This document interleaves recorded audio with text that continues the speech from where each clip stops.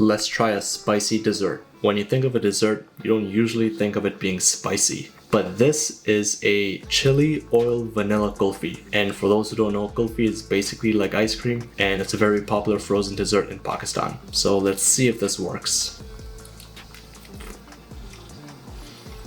It's a weird feeling on your lips because it's oily. You get a bit of the spice, and the sweetness from the vanilla kulfi actually just immediately cuts that out. I would say this works.